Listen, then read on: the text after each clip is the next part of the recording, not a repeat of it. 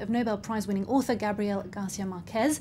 And to tell us all about his work and his legacy, I'm joined now by France 24's lit crit Sylvia Whitman from Shakespeare and Company. Hello, thank you for being with us. Can you tell us a bit about his life and where he was from first? I can. It is, firstly, incredibly sad news. I've just been rereading some of his works this morning, and what atmospheric, melancholic, beautiful writer that I think a lot of us have grown up reading. So to give you some facts, Gabriel Garcia Marquez, or Gabo as he was affectionately known, was born in 1927 in Colombia. He was the oldest of 12 children and was raised largely by his grandparents. He studied journalism in Bogota and formed a career of this until the publication of his controversial story about a shipwrecked sailor, and that forced him to flee Colombia in 1955, which is when he moved to Europe. And he lived here in Paris as a foreign correspondent for 2 years. He did, yeah, not for very long, but he went back in 1958, which is when he married, had a son, and eventually settled in Mexico City, which is where he lived on and off for the rest of his life. He wrote many stories from an early age, but I think the one that is most known is the 1967 fantastic novel, 100 Years of Solitude.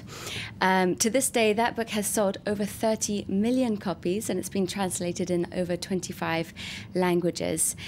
He wrote constantly throughout his life. Other novels you might have heard of is Love in the Time of Cholera. That was turned into a film, wasn't it? Exactly. And then quite a few novellas. He wrote Chronicle of a Death Foretold, and non-fiction pieces as well, such as Living to Tell the Tale.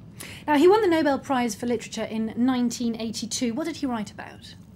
Well, he's widely credited with pioneering the art of magic realism, a genre where fantastical, impossible things happen in everyday, ordinary scenes. He once said, "I say extraordinary things in an ordinary tone. It's possible to get away with anything as long as you make it believable." So, for example, in 100 Years of Solitude, one of the characters ascends physically to heaven while hanging out the washing. He was also very political, and he wrote very passionately on his views on this. And I think part of that is explained by the fact he was raised by his grandparents, who told him a lot about the horrors of war and who had a great influence on him and his writing. Also, he lived through the period of the Colombian Civil War in the late 40s and early 50s. And he's well known for writing about very universal themes, about love lost, love found, and the flip side of that, solitude. And do these universal themes explain how popular he is? I think so. I mean, I think we all know what it is to feel lonely, and he also has this just incredibly beautiful style, and he also writes beautifully about love and death.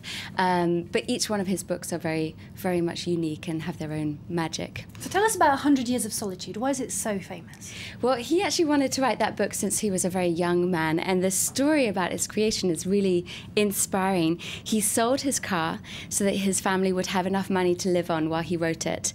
But the novel took a lot longer to write than he expected. He wrote every day for 18 months. And so during that time, his wife had to ask for food on credit from their butcher, from their baker. They also had to ask for 9 months of credit of rent from their landlord. But it was worth it. Pablo Neruda, the Chilean poet, has called it the greatest revelation in the Spanish language since Don Quixote. And the novelist William Kennedy hailed it as the first piece of literature since the Book of Genesis that should be required reading for the entire human race. High praise indeed. Now, he isn't known only for his writing, is he? No, as I said, he was really politically very, very active. He was also hugely into film.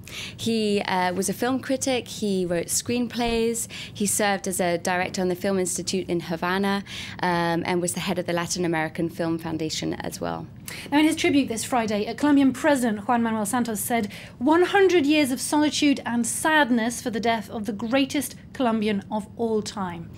Yeah, and I think, you know, his life will be perpetuated by the many readers that he has and his fans who will hopefully read his books for many years to come. And I think we should just end on a quote that he wrote in, I think, Living to Tell the Tale.